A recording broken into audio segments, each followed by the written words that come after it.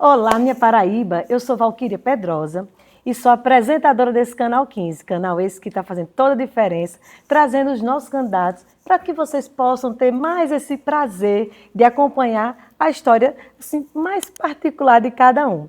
Então hoje o nosso candidato, ele é mais que especial. É o nosso candidato ao Senado, André Gadelha. André, seja muito bem-vindo. Eu que agradeço a você, Valquíria, esse espaço tão especial de poder falar com todos os paraibanos. Pois é. Então hoje a gente vai se divertir, candidato, porque a gente vai emergir aí na sua história, vai entrar aí por esse seu caminho tão lindo, né? Conhecido como o homem do sertão. Sertanejo forte, raiz. E aí tem muitas histórias, não é isso? Verdade, Valquíria. Eu acho que todo sertanejo, além de ter coragem, Isso. que é uma característica muito forte de nós sertanejos, também de fé. Né? Sou um homem de fé, acredito muito em Deus. Fui criado dentro da Igreja Católica, então sou católico praticante, Que lindo. Né? Defendo o meu Deus e respeito o posicionamento de todos que têm o seu Deus. Né? E a gente consegue chegar onde a gente sonha se não tiver Deus na frente de tudo. Então, isso é desde pequeno, desde a minha avó que nunca deixou de nos tratar e de nos guiar, sempre temendo a Deus, né? Sempre respeitando. É tanto que eu uso um escapulário, né? Vou até entrar nas particularidades, a gente está conversando. Eu uso um escapulário desde quando nasci. Né? Só fui aumentando um pouquinho a corrente. Minha mãe, quando todos os filhos dela nasceu e duas irmãs... Já virou uma tradição. A tradição, né? Tem que ter o escapulário e usar, e não tiro para nada. Né? Porque minha avó já dizia, a minha mãe, que o escapulário nos protegia. Então eu e minhas duas irmãs e meus filhos, a gente tenta encaminhá-los, né? Da mesma forma que a gente foi encaminhado. E junto com minha esposa Flaviana, casado há 27 anos. Que coisa linda. Né, e pai de 4 filhos, a gente tenta encaminhá-los e guiando nos mesmos passos que nós chegamos até hoje, caminhando junto com Deus. Isso é muito importante, porque assim, tem uma fala do Senhor que o Senhor sempre traz, que traz Jesus na frente, né? E o povo no coração. Como é que foi isso aí? Como temente a Deus, a gente acredita muito em providências. Sim. Né? E está hoje disputando a eleição do Senado. Tem uma história que eu vou tentar ser sucinto. Conte vou tentar fazer um resumo rápido. Faça esse resumo, a gente quer saber. Na década de 60, meu avô, André Gadelha, conhecido carinhosamente por Zabilo. Zabilo. Ele ganhou a eleição de prefeito e contra o genro. Eita, né? Imagina isso. Casado com a filha mais velha, disputou a eleição com o sogro. E meu avô ganhou a eleição de prefeito. Um ano depois, o avô de veneziano, aí onde eu não acredito em coincidência, são providências. É providências. O avô de veneziano, candidato a governador do estado, na década de 60, Pedro Moreno Godinho, chama meu avô para ser candidato a vice. Eita. Né? E naquela época o voto era desvinculado. Você votava no vice e votava no governador. Era parte, né? E meu avô teve a coragem. Sertanejo, corajoso, homem de fé, firme, renuncia à prefeitura e vai disputar a eleição no voto. No voto. Contra candidatos mais conhecidos, mais fortes financeiramente, politicamente. Meu avô saiu caminhando os municípios, os distritos, e chegou a ganhar a eleição. Ganhou a eleição no voto. Ganhou a eleição no voto. E governaram o estado. Ele e Pedro Godinho. Pedro Godinho. E agora, em 2026... Olha só. Vem 2 netos. 2 netos. Um neto de Pedro Godinho, que convida um sertanejo lá de Sousa, distante dos grandes centros, vai lá e faz um convite a André Gadelha. Então, é uma nova formatação, da década de 60, só que em 60 era governo e vice, e agora são 2 senadores. Aí a gente vê uma releitura. Né, desse projeto político do litoral ao sertão. Do litoral ao sertão. Olha que coisa linda. Alegria. A alegria. Então a gente vê, como o senhor falou, né, o projeto de Deus, né, projeto de fé. Então Deus, ele sabe de todas as coisas e ele vai nos conduzindo, né? Já tinha essa história escrita aí para vocês nessa nova releitura. E é uma releitura de sucesso, né? Que está emplacada aí, porque, como a gente já explanou aqui, do litoral ao sertão, o senhor que tem um trabalho lindo, incrível no sertão. Gente, ele é muito amado no sertão. Deixe ele, que ele é o pai do sertão, viu? Porque, como tem esse bordão, porque o senhor começou uma vida pública vendo a sua família, tem esse legado, mas não teve, até então, no início, o senhor não estava nessa dimensão assim do que seria, mas foi numa conversa, quando saiu pra gente. Mas, Valquíria e amigos paraibanos, a gente, quando eu vim para João Pessoa, e eu converso sempre isso com minha esposa Flaviana, que ela diz que não casou com um político, né? Não, Porque eu dizia nas brincadeiras, ali no namoro, só um dia eu sonho em disputar uma eleição. Mas como sempre fui um cara muito tímido, né? Muito retraído e às vezes as professoras encontram com meus filhos e ficam perguntando se é André mesmo. É André mesmo, se é André né? mesmo que está dando entrevista, se é André mesmo que está em cima do palanque, porque ninguém acreditava, pela minha timidez, que eu pudesse entrar na vida pública. Mas eu tinha esse sonho. E o sangue está na veia. É aquela historinha que diz assim, candidato, o escolhido ele não tem escolha, né? Não tem escolha. Quando Deus ele escolhe, quando tem um projeto para cada um e o senhor está aí. Eu vim a João Pessoa, cheguei em João Pessoa com 14 anos, completando 15, fazia o primeiro ano científico, né, na época, e terminei o curso de administração de empresa. Minha cabeça era voltada a ser empresário. Meu pai sempre foi comerciante, foi industrial. E gostava também do algodão, de fazenda. Não foi isso? Meu avô era do algodão, meu pai foi da indústria de doce. De doce. Depois a gente entrou na construção civil.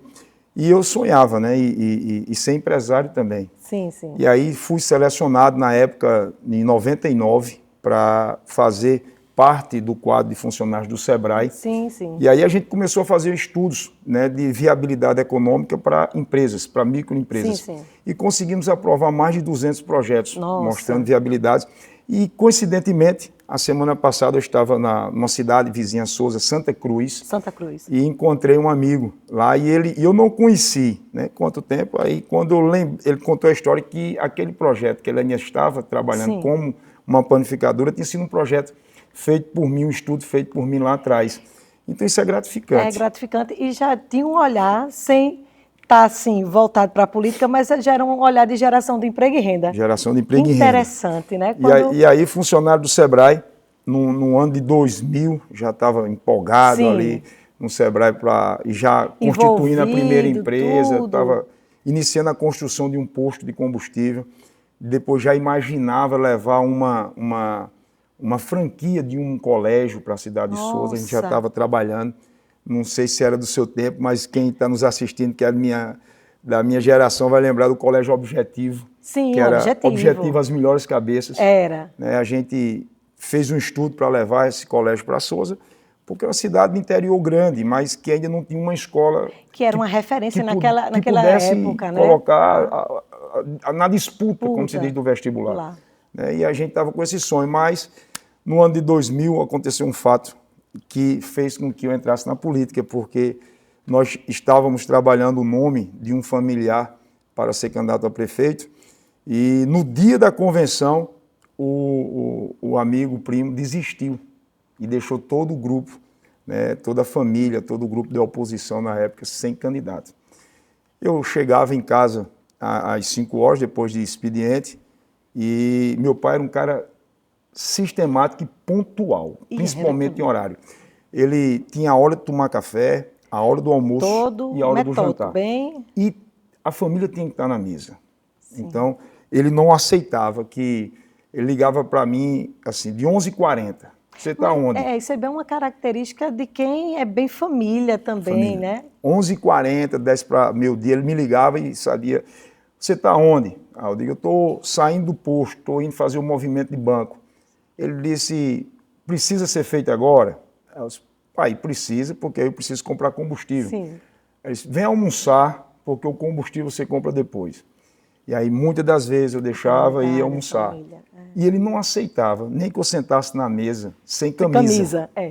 Então, assim, eu fui criado nesse ambiente, né? De família, de estar junto. De respeito, né? né? De partilha, que isso é muito E importante. quando eu cheguei às valores, né? 5 horas e perguntei à minha mãe por ele, Sim. aí ela foi e me contou. Está numa confusão aí que Eita. nosso candidato desistiu e não tem mais candidato, e estão querendo colocar Salomão. Eita, já foi aquele auê, né? Já foi um auê. A cidade foi um toda esperando o nosso candidato, que era uma vitória certa.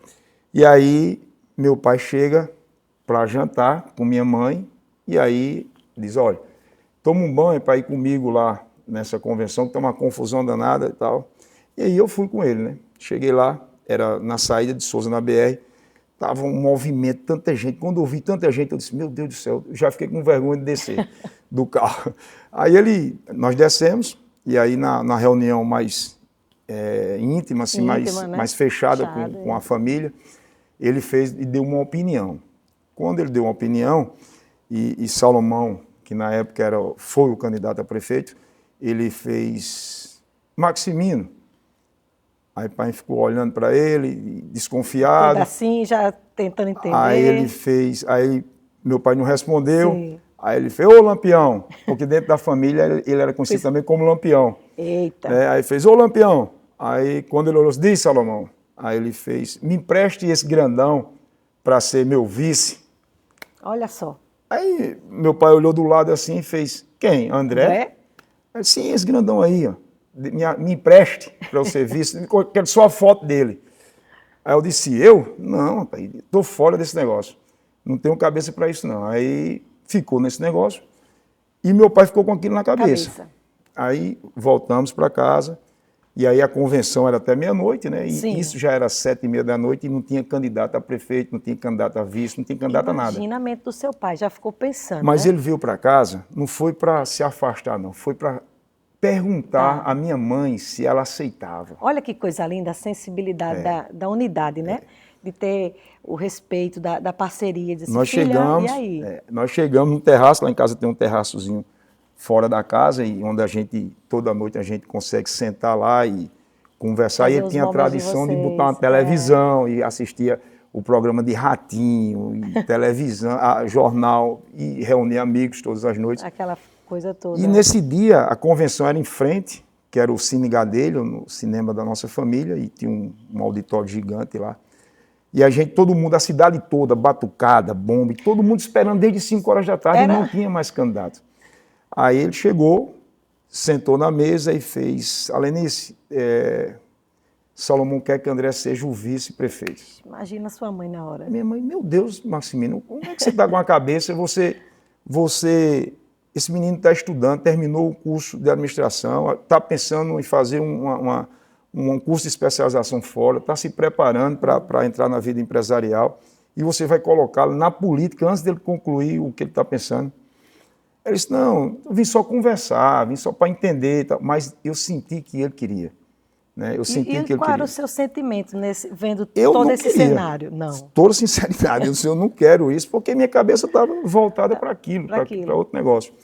E aí voltamos, Sim. E aí já não era mais lá na BR, já era numa reunião lá no SESI, na época a gente estava na quadra de esporte do SESI, e aí ele chegou, aí ele fez, Salomão, eu não vou emprestar André para ser seu vice não, mas eu vou ajudar você, eu vou colocar André para ser vereador.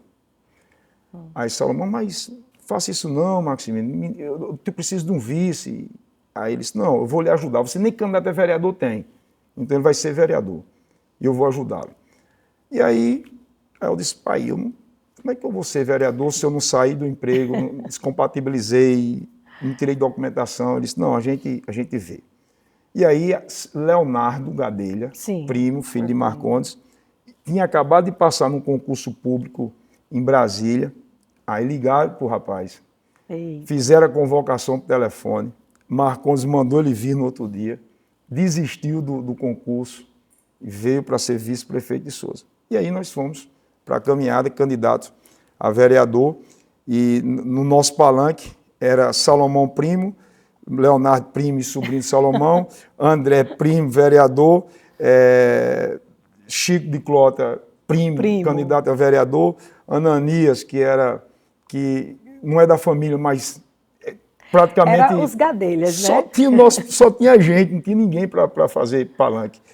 E nós ganhamos as eleições. Eu fui o vereador mais votado do PFL na época, né? E nós assumimos o mandato. Salomão não ganhou a eleição porque houve um crime eleitoral e logo depois de 1 ano e pouco ele assume a prefeitura. Sim. E eu vou ser líder do governo de Salomão na cidade. E a gente começa o trabalho. E aí eu chego para o meu pai, Valquíria, já na metade do meu mandato, e digo, pai, eu não me identifiquei. Então, aí o sentimento, qual foi? Depois de ter entrado nessa vida, né, pública, e aí o senhor ficou, e agora? Como é que eu vou? Já estou vereador. Vou continuar? Não vou continuar? Explica aí pra gente como foi então, isso aí. A campanha já foi um desafio para mim. E ser vereador, muito difícil numa cidade cheia de problemas. E a força de um vereador naquela época era muito pequena. Você não tinha como atender os anseios do povo. E isso me maltratava. Quando eu chegava num bairro que faltava água, quando eu chegava num bairro que via jovens talentosos, e vi muitos na campanha do vereador que sempre me marcaram. Jovens que desenhavam como ninguém, cara que pintava, mulher que fazia artesanato, mas não tinha incentivo. Não. E eu cheguei num período desse para o meu pai e disse, pai, eu acho que não vai dar certo para mim. Ele disse, por quê? Porque eu não consigo atender, eu não consigo resolver. O mandato de vereador é muito pequeno para que a gente possa chegar junto do povo, abrindo oportunidades, dando crédito para que aquelas pessoas possam desenvolver. A geração de emprego na nossa cidade ainda é muito pequena. Eu vejo muitos jovens, adolescentes, necessitando e não tendo espaço para desenvolver. Vejo uma educação muito fraca ainda no nosso município. E isso me frustrava. E aí eu já era pai, né? Já era pai. Minha filha nasceu dia 25 de dezembro de 99. A minha esposa já me cobrava também a minha presença em casa, a acompanhar os filhos. E eu sempre fui muito próximo dos meus pais. Meus pais sempre foram próximos dos filhos. Então, eu também sentia a necessidade de estar próximo da minha filha também. Enfim, aí era muito desafio, né? Ainda jovem ainda. Mas o que mais me frustrava é que eu não conseguia chegar para atender o povo. Eu sentia isso. E eu sempre fui criado, mesmo tendo condições, graças a Deus meu pai tinha condições de nos dar uma vida mais tranquila, mais confortável, mas eu sempre fui perto daqueles amigos, dentro da fazenda. A nossa fazenda praticamente era dentro da cidade. E eu passava a maior parte do meu tempo jogando bola, andando a cavalo, brincando com amigos ali da fazenda, filhos de vaqueiro, companheiros.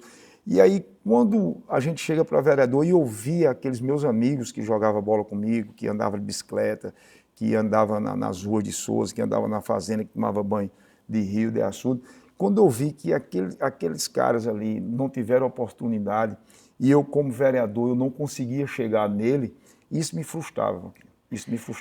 Gerou essa frustração justamente pelo seu olhar, né? Esse olhar humanizado, esse olhar que o senhor já recebeu por ter uma base de pai que sempre estava provendo, cuidando. Então o senhor já tinha esse alicerce e queria passar isso para o pessoal.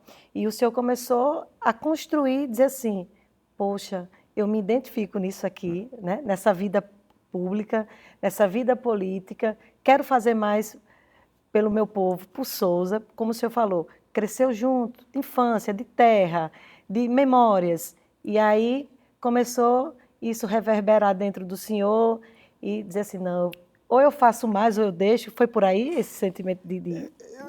Eu não pensei em deixar, mas assim, eu chegava e dizia, eu tenho que planejar alguma coisa que eu possa chegar onde eu estou imaginando, né, o que eu sonho. E aí as coisas acontecem no tempo de Deus. No tempo de Deus. Houve uma redução na quantidade de cadeiras do Legislativo Mirim de Souza, nós éramos 17, reduziu para 11, numa nova formatação da reforma política lá, e os vereadores chegaram e disseram, André, nós vamos lhe indicar como candidato a vice-prefeito, porque você saindo da disputa, nós temos a possibilidade de fazer mais um vereador. Como nós éramos 11, da bancada éramos 11 contra 6 da oposição, quando reduziu para 11, nós ficamos o pessoal ficar, não, André, você vai ser novamente, vai tomar uma vaga nossa e tal, você vai ser indicado como vice. Aí eu digo, olha, para eu ser vice, o candidato a prefeito tem que concordar. E eu tenho que conversar com meus aliados, com minha base, que eu já estava formando uma basezinha dentro da cidade. E aí, num final de semana desse, o meu posto tinha uma churrascaria muito frequentada e nós estávamos lá numa sexta-feira.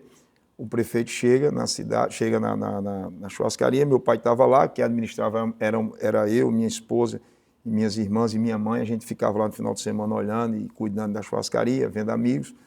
E aí ele chegou e sentou na mesa e chamou meu pai. Meu pai sentou, ele disse, eu quero fazer um convite que agora você não pode me negar. Aí, mas desde Salomão Besteira, né? Chamar Salomão Besteira.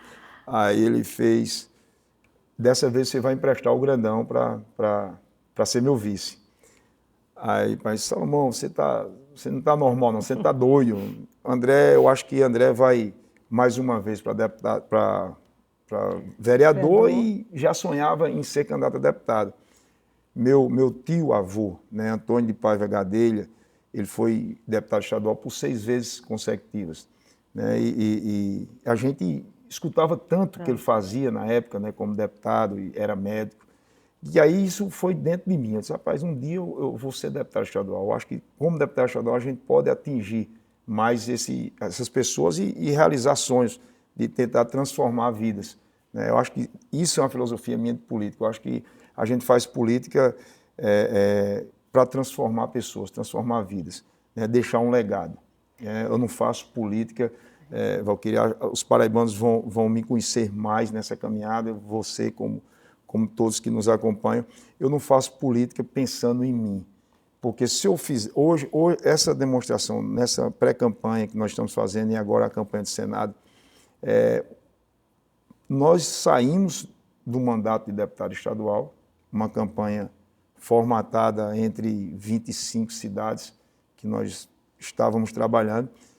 Eu saio de deputado estadual, venho disputar a eleição de Senado, uma eleição difícil, mas não é impossível, ela é imprevisível, mas acreditando na vitória, acreditando que o povo paraibano vai ser tocado para votar numa renovação, num novo.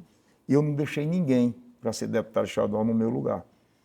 E aí eu conversava com os políticos mais experientes, né? Eles diziam, e você coloca seu filho para ser deputado estadual, porque você precisa do mandato, você precisa de um gabinete, você precisa de estar com brocha, você precisa estar com poder.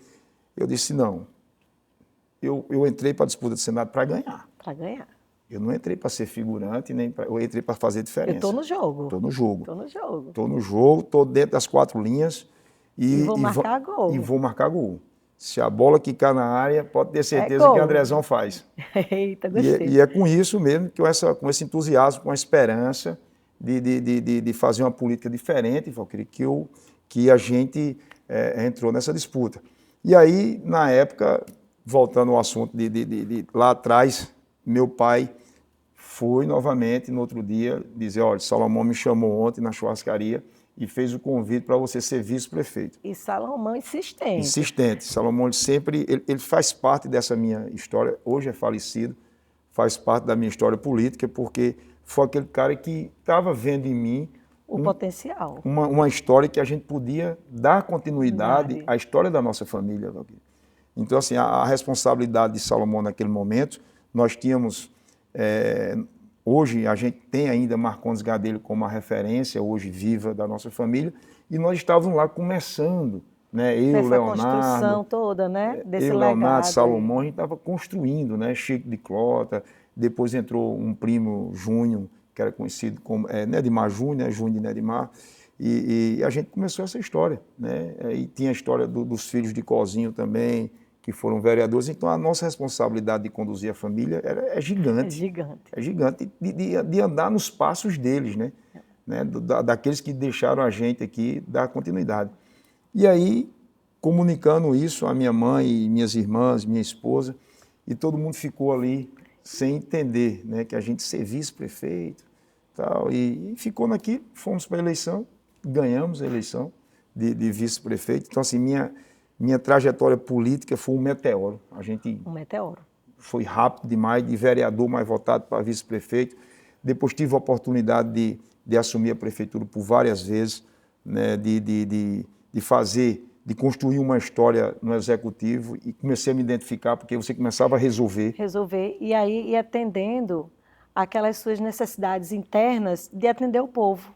Então, o senhor já se via com possibilidades. Eita, já estou chegando onde eu quero. Já estou chegando. Né? Já estou botando em prática o meu desejo, né? De olhar para o meu povo e dizer assim, eu estou com vocês, estou para vocês. E a gente vai vencer, né? Eu estou começando a criar subsídios nessa caminhada política para dar suporte a esse povo. Como o senhor disse, começou de criança, era amigos, brincava, fazenda, tudo. E hoje o senhor poder dar uma perspectiva de uma educação, de uma saúde, de um olhar, dizer assim, vocês também podem, da mesma forma como eu estou aqui, eu vou criar, né, de uma forma com leis, com projetos, para que vocês, e trazer esse suporte. Então, assim, eu queria que o senhor trouxesse, dentro de tantos projetos de leis que o senhor trouxe, mais um assim que foi aquele assim, o filhinho, que assim, era o meu primeiro assim que eu vou criar isso aqui, porque eu sei dessa importância e dessa necessidade. Então, partilha conosco. Eu acho que eu vou começar como vice-prefeito. Quando assumi a prefeitura, por várias oportunidades que o prefeito confiava no meu posicionamento, na minha postura como prefeito, eu sempre imaginei tratar todo mundo por igual. Eu sempre fiz isso. Então, naquela hora que eu tive a oportunidade, eu fiz o concurso público para os agentes de saúde e os agentes de endemias da cidade de Souza, que não tinha concurso no ano de 2005. E aí, na hora que eu fiz esse concurso, chamou a atenção da cidade. E aí o prefeito, mas rapaz, você vai fazer um concurso, vamos dar o direito para que as pessoas possam entrar no poder público pela porta da frente. Sim. Não vai ser indicação política, vamos dar oportunidade. E fiz isso. Quem fez o concurso público foi André, na época, nós como vice-prefeito, e Salomão, ele implantou, né, no sistema financeiro da prefeitura o pagamento de 2 salários mínimos para os agentes de saúde e os agentes de endemias. E aí fizemos o concurso, todos os concursados, agentes de saúde e agentes de endemias da cidade de Souza, foi assinada a portaria por mim como prefeito em exercício.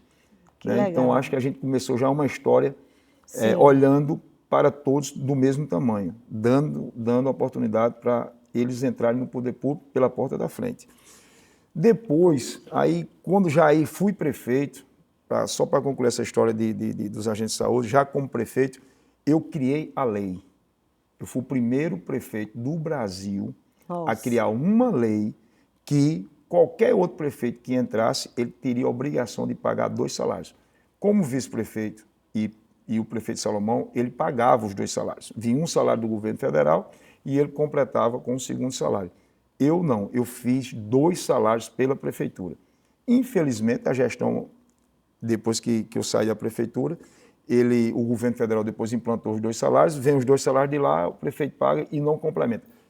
Se estivesse ainda na minha gestão, estariam recebendo o 3º salário, que são agentes que fazem a diferença no município. Depois eu criei a lei para o pagamento de 2 salários mínimos aos conselheiros tutelares, que também tem um trabalho excepcional. Um trabalho excepcional. Esse olhar, né, para as nossas crianças e adolescentes que estão de formas vulneráveis, né? Então, assim, é o pessoal que cuida ali. Então, que olhar incrível, viu? E aí eu comecei a pegar, como prefeito, nós criamos um programa para dar crédito ao pequeno. Né? Então, o microempreendedor? O microempreendedor. E eu sempre defendo que a Paraíba e o Brasil, a gente só vai conseguir ter êxito na geração de emprego direto, com renda, melhorando a renda dos pequenos, se a gente investir na agricultura e na pecuária. Eu sou da roça. Eu fui criado ouvindo meu pai falando de fazenda, mas ele não queria isso para mim. Ele dizia, meu filho, é muito trabalhoso, é uma luta diária. Você não vai ter domingo com sua família, você não vai ter feriado, porque no dia que você não vai, a vaca não dá o leite que é para dar. Enfim, ele contava essas histórias para nos distanciar disso. Mas, na primeira oportunidade, já me identifiquei também. Então, quando a gente começa a dar crédito ao pequeno empresário, ao microempresário, pensando como qualquer hectare de terra hoje, você entregando 1 hectare só a um casal, ele tem condições de tirar uma renda, desde a plantação de um alface, de uma cebolinha, de um coentro, Uma macaxeira, né? culturas fáceis, culturas fáceis. que precisam de pouca água. E aí eu fiz isso, né? Eu incentivei o pequeno agricultor a criar uma vaquinha de leite com a melhor genética, implantamos a inseminação artificial para quem tem até 5 vacas, um rebanho pequeno a gente distribuiu ração no momento de seca para este povo manter seu gado. Nós fizemos esses empréstimos para que as pessoas pudessem comprar sistemas de irrigação até 2 hectares para economizar a água e ter uma aguação mais precisa. Então, eu acho que a nossa história começou aí, né? Eu acho que tendo esse olhar diferenciado para a geração de emprego pelo agronegócio. E agora, nós somos abençoados, o sertão é abençoado quando as águas do Rio São Francisco chegam. E as águas do Rio São Francisco foi uma luta também de Marcondes Gadelha. Marcondes, como deputado federal, ele andou o Brasil todo lutando para que a transposição viesse. E poucas pessoas acreditavam que viesse. E aí o governo Lula conseguiu chegar a iniciar as obras. Hoje nós temos água do Rio São Francisco. As águas que banham a cidade de Souza, a cidade de Aparecida. Agora nós estamos lutando para que o terceiro eixo, que vai trazer água da cidade de Conceição de Piancó para o açude de Curemas, Mãe d'Água, investimento pequeno para o tamanho da obra. Nós estamos falando num canal que, com menos de 400 milhões de reais, você consegue realizar a obra. E aí você vai atender 18 cidades, 150 mil habitantes. 18 cidades dessa, porque se a gente fizer uma continha rápida aqui, se cada cidade dessa a gente, junto com o governo do estado, junto com o governo federal, a gente tirar 1.000 hectares por cada cidade, eu estou falando em 18 mil hectares com irrigação. Primeiro a gente vai matar a sede de 18 cidades. A gente vai dar a certeza, a viabilidade que vai ter água na torneira, que não tem. Meu Deus, tem. Que é uma luta. Nós estamos no ano de 2026 e ainda falta água nas torneiras. Água nas torneiras. Né? Isso é horrível, né? Isso você não vai para canto, você sai de casa. É lamentável, né? É triste. É triste. Mas é uma realidade. É. O governo do estado deixou a desejar muito em relação a isso. E aí a gente vai falar aqui em 18 mil hectares. E se eu pegar 18 mil hectares e dividir em lotes de 2 hectares, eu estou falando em 9 mil lotes. Isso é uma conta pequena. 9 mil lotes, se eu entregar a um casal para tomar de conta, eu estou falando em 18 mil empregos gerados. Olha a geração de emprego e renda aí. Meu Deus. Direto. Direto. E aí, os problemas nossos, os problemas do Brasil, nós sabemos quais são. As soluções, a classe política também sabe. O que falta é um representante que tenha coragem de mostrar as soluções e buscar. Esse vai ser uma das minhas missões no Senado. É interligar o sonho do povo junto com o governo municipal, junto com o governo do estado e o governo federal. Candidato, vamos falar um pouquinho também da sua época como prefeito, porque foi uma atuação brilhante, né? O senhor já era um homem visionário. O senhor trouxe naquela época já o Bolsa Atleta, teve esse olhar, porque a gente sabe da importância do esporte, né? Para a nossa juventude, para nossas crianças. Questão de formação, teve o passe estudantil também, que hoje é tudo muito mais fácil, mas naquela época o senhor já estava à frente do seu tempo. Então, partilha conosco aí mais um pouquinho aí sobre essa trajetória. Valquíria, não foi fácil. Ser prefeito naquela época era muito difícil, diferentemente dos momentos que a gente vive hoje na República, né? A facilidade de emendas PIX, que isso a gente vai tratar sobre isso. Eu, como senador, serei contra hoje o sistema que o Brasil está fazendo. Sim. E depois nós vamos entrar nesse detalhe aí, que eu vou ter a coragem no Senado Tá certo. de reformular essa questão de entregar o dinheiro público, o dinheiro, meu dinheiro, o seu, o nosso, vocês que estão nos assistindo, esse dinheiro público está nas mãos do parlamento.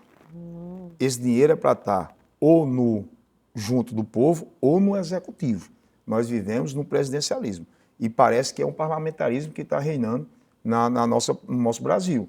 Hoje os deputados é quem tem os recursos da República. Então, isso a gente vai tratar desse assunto, que é um assunto que eu não vou abrir mão da gente refazer esse sistema de distribuição de emendas, que hoje é muito mais uma moeda de troca do que benefícios que chegam nos municípios.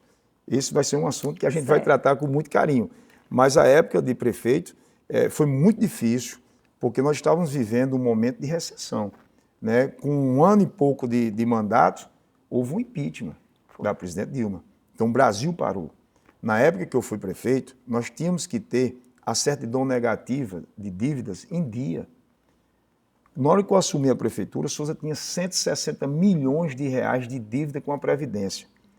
E aí, como é que eu conseguia emendas para construção de campos de futebol, o próprio portal da entrada da cidade, o Vale dos Dinossauros, que era um ponto turístico gigantesco para o estado da Paraíba, para o Nordeste, para o Brasil. Enfim, nós tínhamos que estar com essa certidão em dia. E Souza fazia 28 anos que não tinha essa certidão negativa. Eu fiz de tudo. Passei 11 meses e 22 dias de dezembro esperando, pagando, tirando dinheiro para colocar as parcelas em dia da Previdência para ter uma certidão negativa. Porque nesse ano de 2012, de 2013, nós construímos vários projetos. E naquela época, para você aprovar um projeto da construção de uma creche, Souza foi a primeira creche construída por um prefeito depois de mais de 30 anos. Né? Nós levamos a primeira creche para o bairro Jardim Brasília. Que legal. Mas para conseguir essa creche, passaram-se 8 meses o Ministério acompanhando o projeto, mudando o que tinha que ser mudado, enfim. Depois de 8 meses, dizia, prefeito, construa. E aí o cimento já era outro preço, a areia já era outro preço, a mão de obra era outro preço. Era uma dificuldade enorme. Para fazer as cotações todas novamente. E você não podia, na hora que você fizesse isso novamente, era mais 8 meses. 8 meses. Você tinha que enfrentar. Aí muitas das vezes você tinha que informar que ia fazer com recursos próprios, e você não tinha um recurso próprio.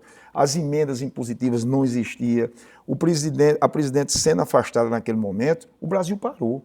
Todos os ministérios pararam, porque os ministros continuariam, o vice iam mudar, o Brasil, ninguém acreditava mais, aí você começa a ter dificuldade lá na ponta.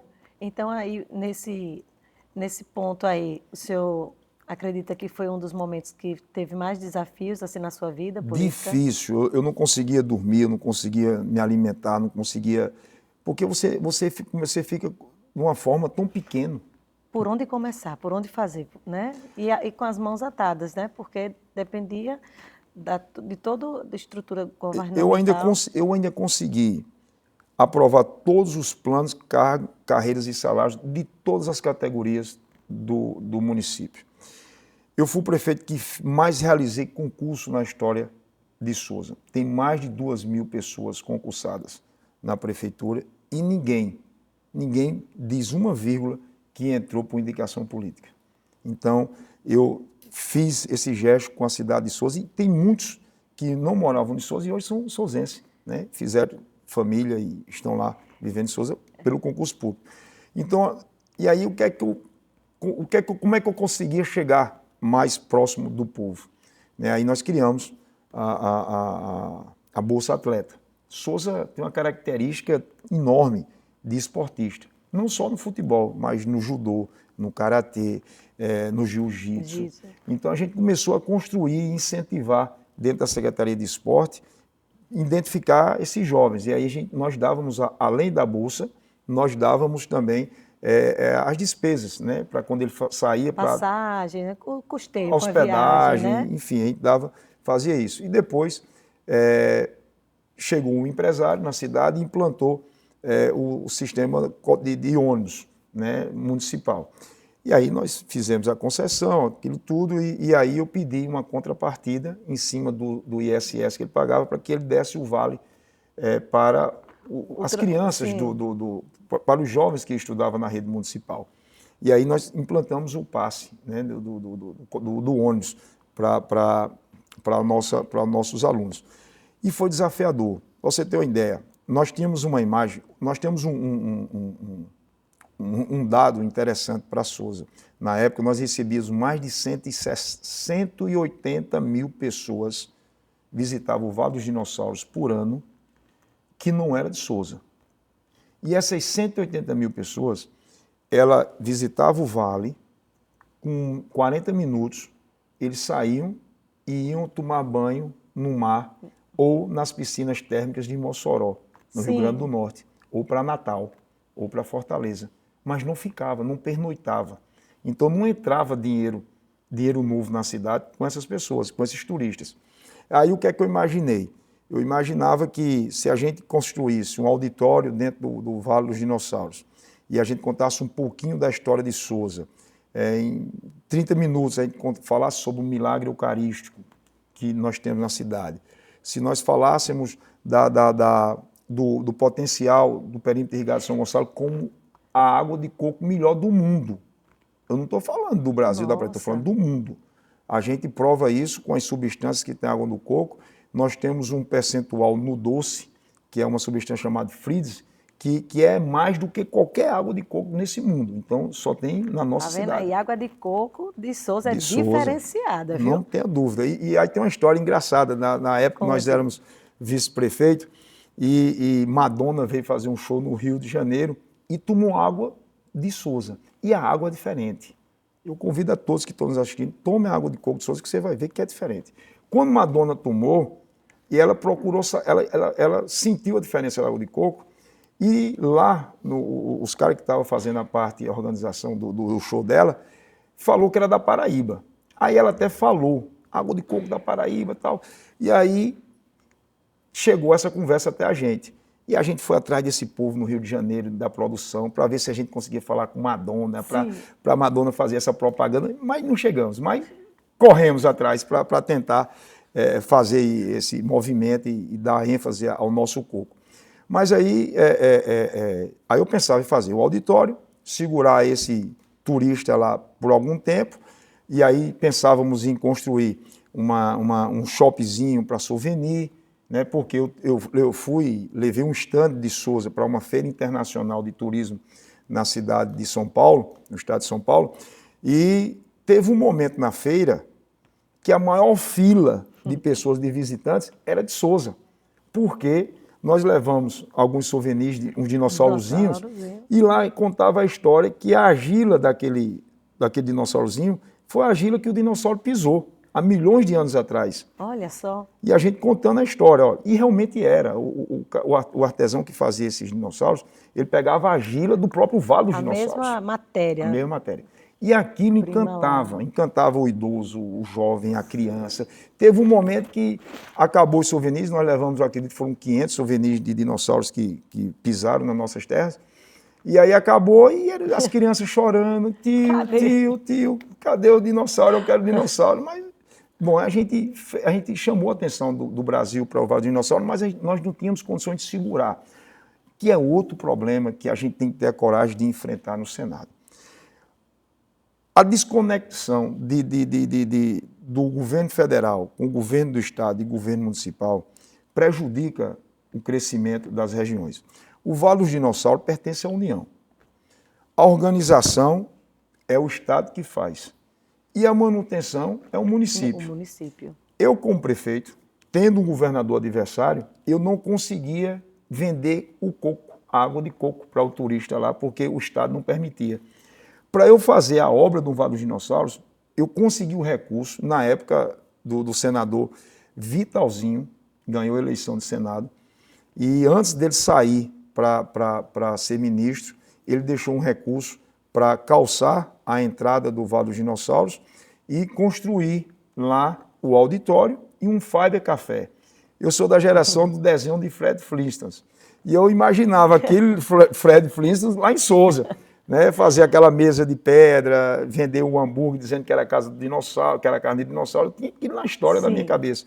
Não consegui realizar, porque, primeiro, o governo do estado não me dava licença, a SUDEMA não me dava licença, porque poderia ter pegadas de dinossauros naquela passarela onde eu queria calçar.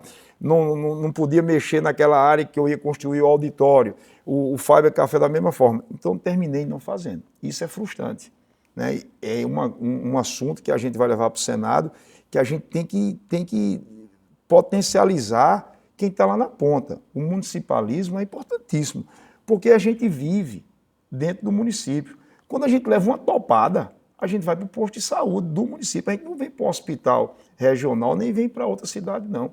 Então, se a gente não fortalecer o município, a gente não vai dar força para que o município cresça e gere emprego. Então, eu tive essa dificuldade por conta do governo federal e do governo do estado, porque não existe a sintonia.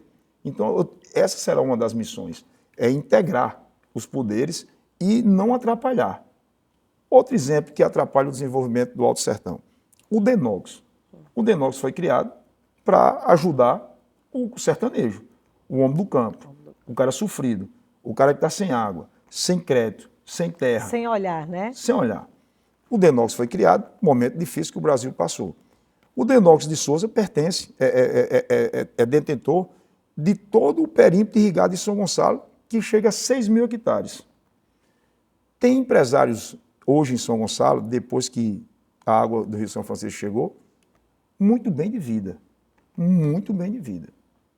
Mas ele não consegue chegar ao banco e fazer o empréstimo, dando de garantia o seu lote que produz, que tem capacidade de pagamento para pagar, honrar os compromissos junto à instituição financeira, porque ele não tem a escritura. Sim. Por que ele não tem a escritura? Porque o DENOX não dá. E agora o DENOX veio cobrar para passar as escrituras. O DENOX praticamente não existe mais dentro do Brasil, que será uma das missões também como Senado. A gente tem que fortalecer o nosso DENOX. A escola, o Instituto Federal da cidade de Sousa, onde tem o curso técnico de agronomia, de veterinária, tem um dos maiores hospitais veterinários do Sertão, eu acho que o único está lá, mas está encravado no terreno do DENOX. Aí o IFET de hoje passa por dificuldade. E o DENOX está cobrando um aluguel de R$70 mil ao órgão federal, que são interligados. Atrapalha. Então, muitas das vezes, esses órgãos atrapalham. Então, a gente tem que quebrar isso. E o senhor, com esse olhar, né, de fazer a diferença, e aí vem a minha pergunta, o André Gadelha hoje, candidato a senador, olhando para o André Gadelha prefeito, o que é que o senhor diria, se fosse numa máquina do tempo, entre acertos e erros? Eu tenho humildade de dizer que lá atrás, na emoção, na juventude, eu acho que eu poderia ter feito mais. Isso eu me cobro, isso é de mim mesmo. Mesmo eu achando que eu cheguei e fiz o que eu pude fazer, mas eu poderia ter feito mais, né? Porque foram momentos difíceis mesmo. Momentos que, para você ter uma ideia, final de 2012 até 2017, nós tivemos todos esses anos seca. Eu vi amigos, empresários, que eram proprietários de 30 caminhões que levava coco, banana para São Paulo, semanalmente, mensalmente ele levava 30 caminhões dele, o caminhão dele, de vender todos, para manter os lotes safrejando, porque não tinha água, perfurando poços, comprando água, um desastre. Então, assim, o que gera emprego para a nossa cidade, que gera riqueza para a minha região, para Sousa, era o agronegócio. E foram 6 anos assim, interruptos de seca. O impeachment no meio do nosso governo.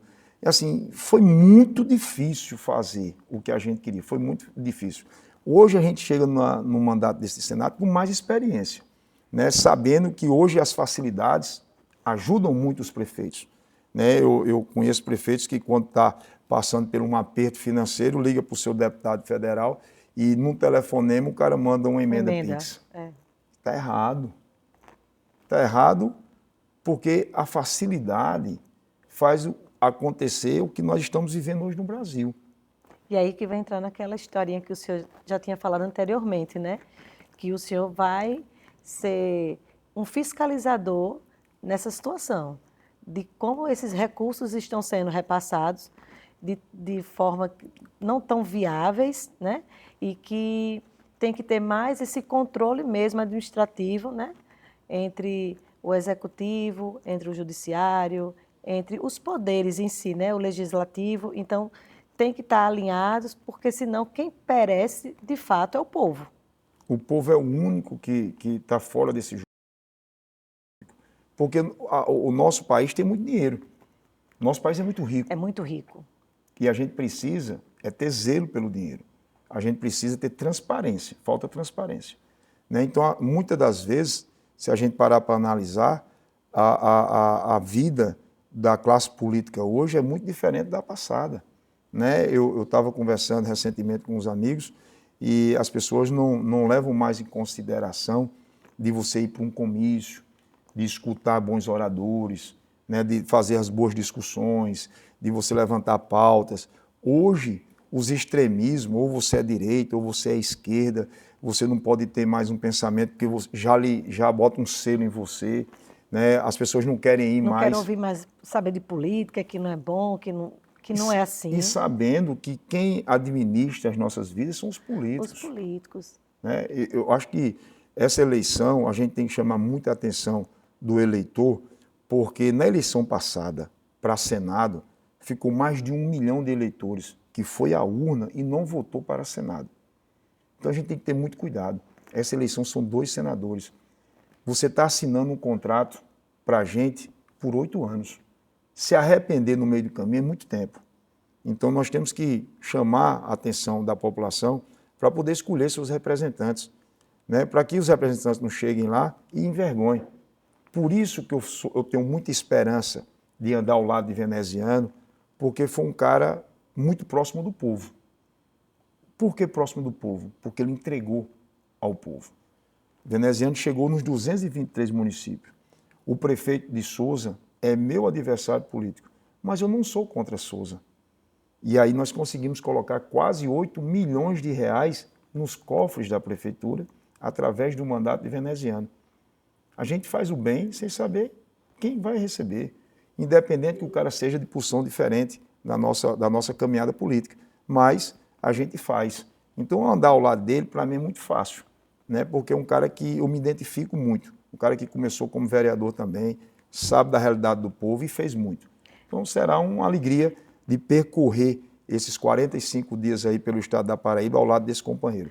Olhando para o sertão, que, de fato, é um povo mais desfavorecido, mas quando a gente tem representantes como o senhor, como o Vené, que manda emenda, o senhor, enquanto prefeito, enquanto deputado estadual, busca essa região para perto, porque parece que, não, é sertão, é distante, está lá.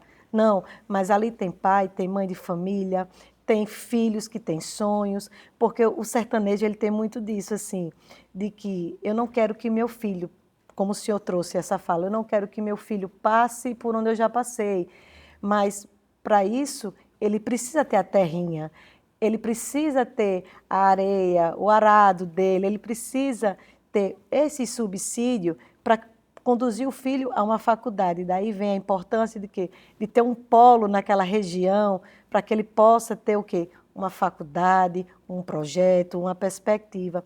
E dentro desse olhar que o senhor traz, com essas diretrizes, é sucesso. Deus lhe ouça. Fale pela boca de um anjo, porque a missão é grande, é árdua, mas com muita coragem a gente vai trazer essas discussões. O que você falou aí foi importantíssimo, porque quando você fala que nós estamos distantes dos grandes centros, né? A gente sofre isso com saúde. Isso. que é uma das pautas de minha campanha, é a descentralização dos serviços de saúde. Como prefeito, eu sofri muito. Souza tinha uma casa de apoio ainda modesta aqui na cidade de João Pessoa, e nós estamos a 450 quilômetros de distância. Nós temos um hospital regional para atender 52 cidades, que é pequeno, é dimensionado, a dimensão dele ainda é muito pequena para atender todas as cidades, e nós não temos cirurgias de alta e média complexidade. Então, quando você precisa de uma cirurgia de urgência, você tem que pegar uma ambulância e percorrer 450 quilômetros num trânsito infernal. Né? Muitas das vezes você já chega já mais grave do que você saiu, ou quando não morre no meio do caminho. E aí o cara vem para cá para tentar escapar. Faltou esse olhar clínico do governo do Estado. Faltou o compromisso dos políticos de querer levar, de conhecer.